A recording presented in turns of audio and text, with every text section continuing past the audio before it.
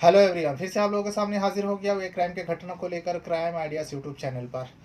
आज की जो घटना सुनाने जा रहा हूँ, इस घटना में दो दोस्त होता है, दो गहरा दोस्त होता है। इन दोनों का दोस्ती का उस जगह पर मिसाल दिया जाता है। दोनों में कभी अनबन नहीं हुई, दोनों एक दूसरे को मदद भी करते थे, जबकि जिसका ज़रूरत पड़ती तो मदद भी करता। घर वाले भी जानते थे इन दोनों का दोस्ती बहुत गहरा है और दोनों एक दूसरे को दोस्त से ज़्यादा भाई मानते हैं। लेकिन इसी बीच उन दोनों दोस्तों में कुछ कहाँ सुनी होती है। कहाँ सुनी? लेन देन के वजह से होती है। उसके बाद उन्हीं में से एक दोस्त जो है अपने दूसरा दोस्त को एक जगह पर लेकर जाता है। उसके बाद दारू पीता है, यानी शराब का पार्टी होती है। खूब दारू पीता है और पिलाया जाता है। पिलाने वाले को इतना जहन में था कि आज मैं एक बहुत बड़ा क्राइम करने जा रहा हूँ। और कौन सा क्राइम? वो अपने ही दोस्त का मर्डर करने जा रहा था। पूरा प्लानिंग के साथ वो अपने दोस्त को लेकर गया था, उसको उसी हिसाब से शराब पिलाया ताकि वो फुल नशे में हो और इसका काम, उस दोस्त का काम आसानी हो जाए। वैसा ही होता है बिल्कुल। तारीख थी 31 अक्टूबर। 31 अक्टूबर, ये अक्टूबर महीना चल रहा है। आप लोग ये ना सोचिए ये 25 की बात है, बल्कि 31 अक्टूबर 2023 की बात है। उस दिन लेकर जाता है, रात को करीब 11 बज रहा था। 11 बजे अपने दोस्त को इतना ज़्यादा शराब पिलाता है। उसके बाद दोस्त अपने 4 व्हीलर गाड़ी लेकर गया हुआ था। उस गाड़ी में दोनों मौजूद होता है। उसके बाद एक जगह पर गाड़ी रुकवाता है। दोस्त कहता है, जो भाई मुझे शौच के लिए, यानी थोड़ा पेशाब वगैरह आई है तो बाहर गाड़ी रोक दे। और सुनसान जगह था, दोस्त भी नशे में टूल था। वो गाड़ी रोकता है। दोस्त जो है चारों तरफ नज़र दौड़ाता है तो देखता है कि कोई नहीं है। उसके बाद उस दोस्त ने जो मछली कटने वाला, जो मछली काटा जाता है, तेज धार एक हथियार लेकर गया था। उस हथियार से अपने दोस्त के ऊपर हमला कर देते हैं। और इतना ज़्यादा बार हमला करता है कि दोस्त को संभालने का मौका ही नहीं मिलता, क्योंकि वो खुद बहुत ज़्यादा नशे में था, जिसके चलते उसको सोच समझ में ही नहीं आया और उसका गला काट देता है।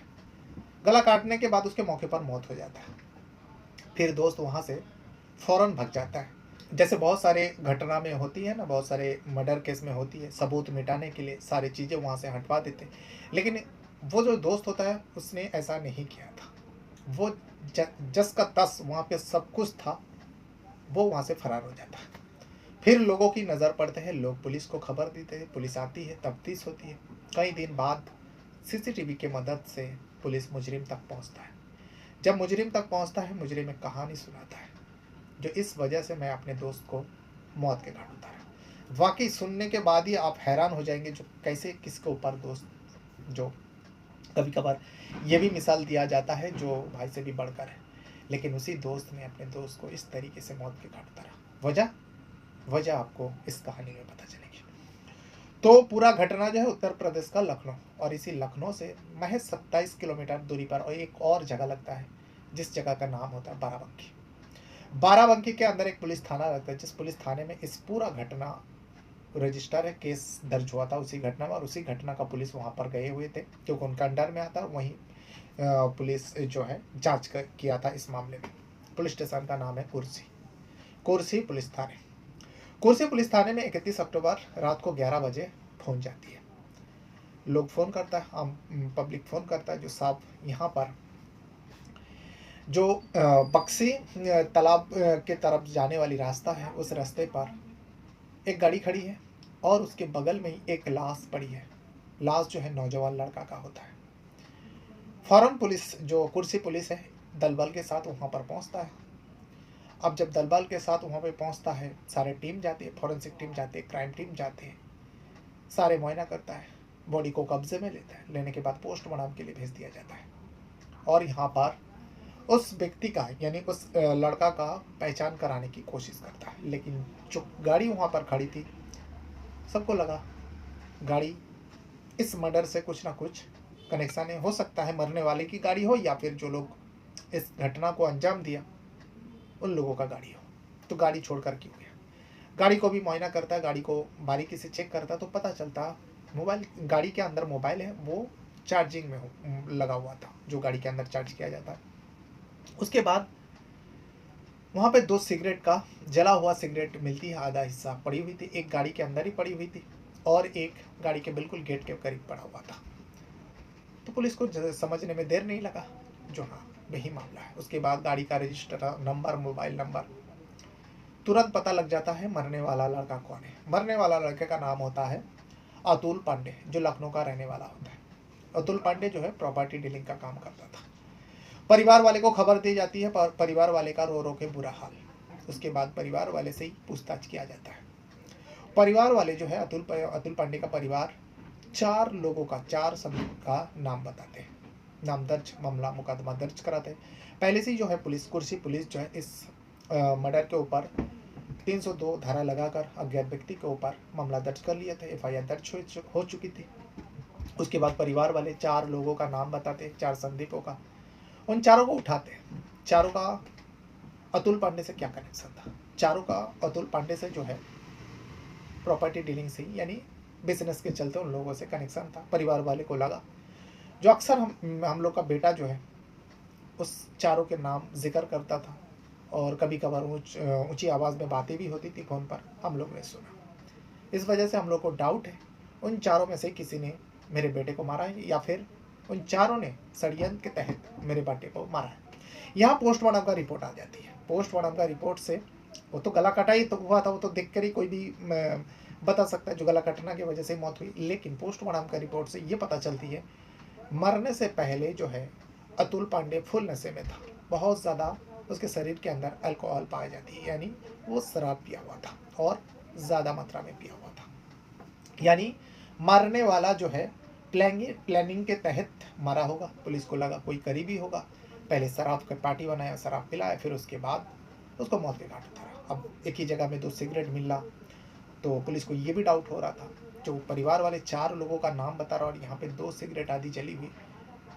पुलिस को समझ में नहीं आया, लेकिन फिलहाल उस चारों को उठाते हैं। चारों लखनऊ में ही मौजूद था। चारों को उठाने के बाद पुलिस पूछताछ करती है। चारों का जवाब जब पुलिस को मिलती है तो पुलिस को लग जाता है नहीं, इन चारों का काम बिल्कुल ही नहीं है अतुल पांडे का मौत के पीछे। तो फिर कौन हो सकता है? अब पुलिस इस दिशा में आगे बढ़ रहा था। यहाँ सीडीआर निकालता है, यानी कॉल डिटेल रिकॉर्ड, जो अतुल पांडे का मोबाइल है उससे सीडीआर निकालता है।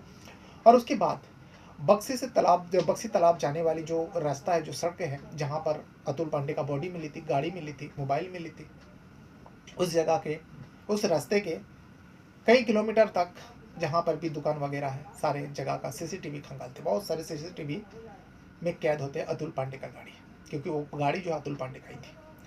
उसके बाद उस गाड़ी को बारीकी से चेक किया जाता तो पता चला अतुल पांडे का गाड़ी में उस रात को 31 अक्टूबर को रात को 11 बजे करीब, बल्कि 10:30 बजे करीब सीसीटीवी में कैद हुई थी। अतुल पांडे गाड़ी खुद ड्राइव कर रहा था। उसके बाद उसके बगल में एक लड़का और बैठा हुआ था।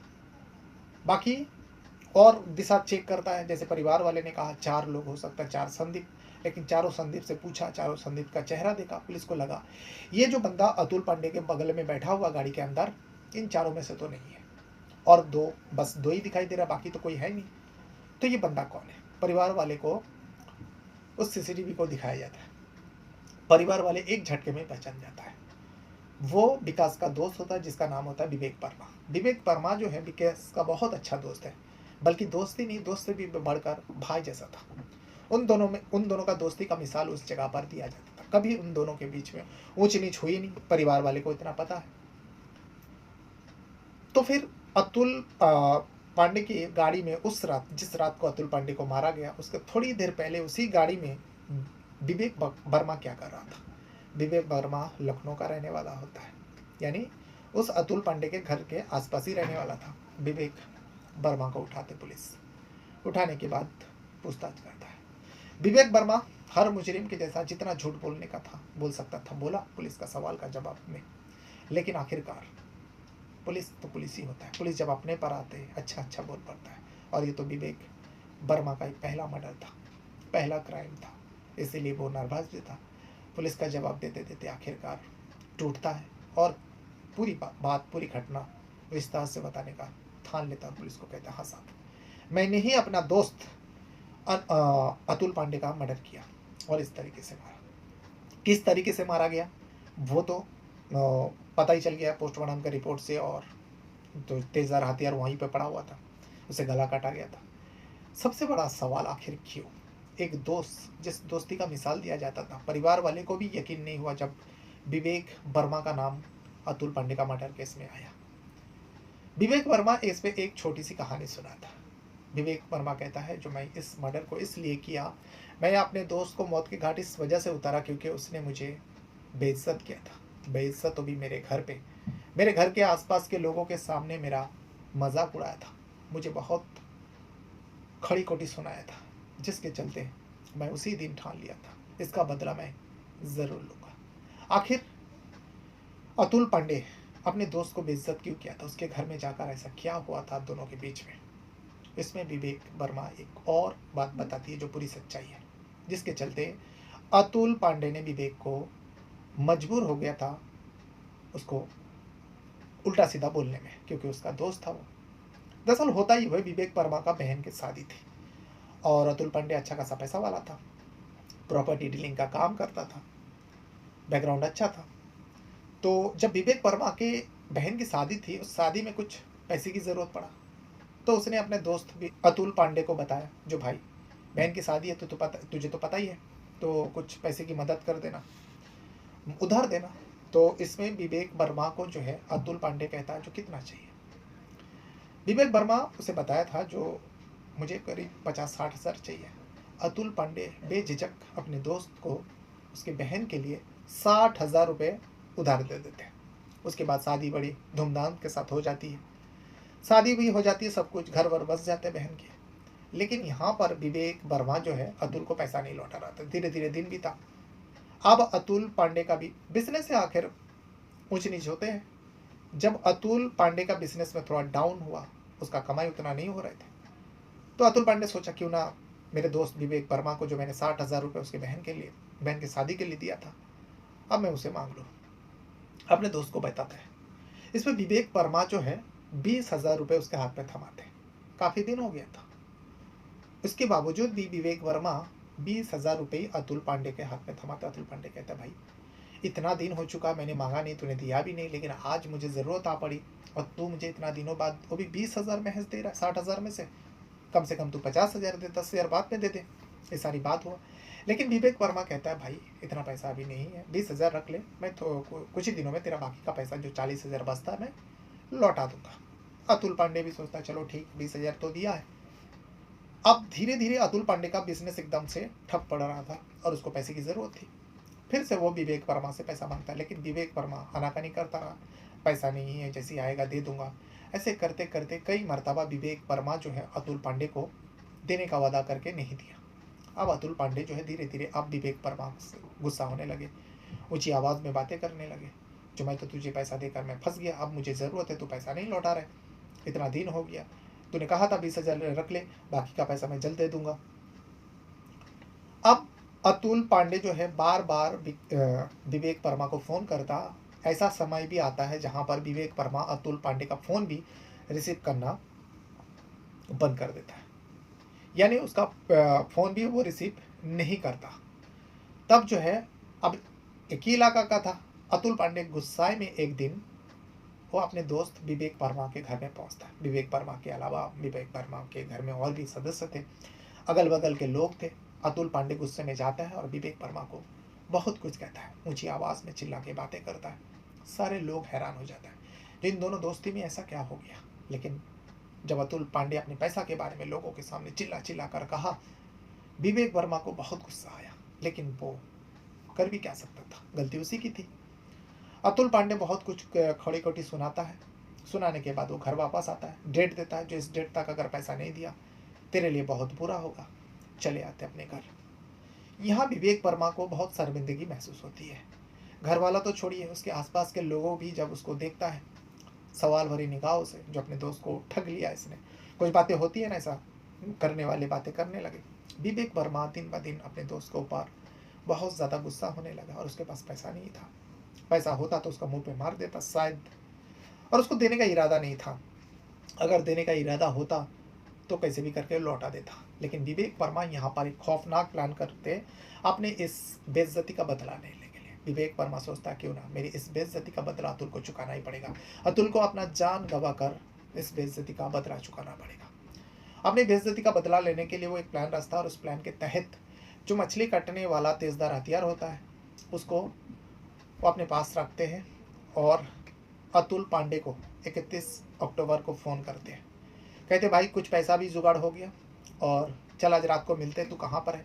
अतुल पांडे उस टाइम काम के लिए बाहर गए हुए थे। अतुल पांडे कहता ठीक है, मैं रात तक लौटूंगा तो तुझसे मिल लेता हूँ। तो इस पर विवेक वर्मा कहता ठीक है भाई, जब लौटेगा मुझे भी बता देना, तो हम लोग शराब भी पी लेंगे, बहुत दिन हुआ दोनों में साथ में शराब नहीं पिया। तो इसमें अतुल पांडे को एक प्लॉट भी देखने जाना था। तो अतुल पांडे कहता ठीक है, तो इस काम कर, इस रास्ते पे मिल, जो बक्सी तालाब जाने वाली एक रास्ता होता है, जो वहाँ पर मिलना और हम दोनों साथ में शराब भी पियेंगे और फिर प्लॉट को देख के वापस आ जाएंगे। विवेक वर्मा के लिए अच्छा मौका था। विवेक वर्मा उस तेज़दार हथियार को छुपा लेते और अपने दोस्त को मारने के लिए अपने दोस्त से मिलने के लिए पहुंच जाता है। और उसके बाद दोस्त आते हैं, अतुल पांडे आते हैं, गाड़ी में बिठा लेते हैं, फिर दोनों पहले शराब पीते हैं। शराब पीने के बाद अतुल पांडे उस प्लॉट को देखने के लिए बक्सी तालाब की ओर जा रहे थे। तभी जो है विवेक वर्मा देखता है कि सुनसान इलाका है, लोगों का आवाजाही कम है, रात को 11 बज चुके थे, 10:30 पौने 11 हो चुके थे। विवेक वर्मा को लगा यही वो जगह है जहाँ पर मैं अपने काम को अंजाम दे सकता हूँ। पहली शराब वो कम पिया था क्योंकि उसके दिमाग में प्लान था जो मारने के लिए आया था अपने दोस्त को। अतुल को बहुत ज़्यादा पिलाया था। अतुल ड्राइव कर रहा था। अतुल को कहता विवेक जो भाई बहुत ज़्यादा शराब पी लिया, इसीलिए घड़ी घड़ी मुझे सुसु आ रहा है, एक काम कर, पेशाब करने के लिए गाड़ी रोक साइड में। अतुल गाड़ी रोकता है। रोकने के बाद जैसे गाड़ी रोकता है उसी बीच विवेक वर्मा जो है आसपास देखता है कोई नहीं है, वो तेजदार हथियार को निकालता है और अतुल पांडे के ऊपर ताबड़तोड़ वार करता है। अतुल पांडे गाड़ी से बाहर आ जाते हैं, लेकिन वो कुछ समझ पाता, फुल नशे में टूल था, अपने आप को संभाल ले पाता और इसी बीच विवेक वर्मा उसके गले पर उस तेजदार हथियार को चला देता, उसका गला काट देता। उसके मौके पर ही तड़प तड़प कर मौत हो जाता है। विवेक वर्मा वहाँ पे सब कुछ छोड़कर वो वापस आ जाता है, अपने घर आता है। उसे लगा शायद मैं पकड़ा नहीं जाऊँगा, लेकिन उस सब कुछ कारनामा जो है सीसीटीवी में कैद हो चुकी थी। भले ही वो मर्डर का सीन सीसीटीवी में कैद नहीं हुई थी, लेकिन उस गाड़ी में दोनों जा रहा था, कई जगहों में सीसीटीवी में कैद हुआ। ये पूरा सच्चाई विवेक वर्मा जो है कुर्सी पुलिस वाले को बताता है। कुर्सी पुलिस वाले हैरान हो जाता है और खास सबसे ज़्यादा हैरान तो अतुल के परिवार को होता है और विवेक के परिवार को भी हो रहा था, जो किसी को यकीन ही नहीं हो रहा था जो इन दोनों के दोस्ती में इतना ज़्यादा दरार पड़ गया और कोई किसी का जान भी ले सकता था। और बाकी विवेक वर्मा ने अतुल पांडे का जान लिया था, वो मानता भी और उसके ऊपर धारा लगाकर अदालत पेश किया जाता। अदालत जो है उसे लंबे समय के लिए जेल भेज देती है। तो ये वो पूरा घटना है जो उत्तर प्रदेश का लखनऊ से महज 27 किलोमीटर दूर बाराबंकी, और इसी बाराबंकी के अंदर एक पुलिस थाना लगता है जिस पुलिस थाने का नाम कुर्सी पुलिस थाना, और इसी कुर्सी पुलिस थाने में इस अतुल पांडे का मामला दर्ज हुआ था। बहरहाल अपने साथ साथ अपना परिवार का भी बहुत ज़्यादा ख्याल रखिएगा। इस घटना, इस रियल सच्ची घटना के बारे में अगर आप कुछ कहना चाहोगे तो वीडियो के कमेंट बॉक्स में आप अपना राय ज़रूर दीजिएगा। और इस वीडियो को आप मेरा Facebook page story by Rahman पर भी देख सकते हो। Thank you very much.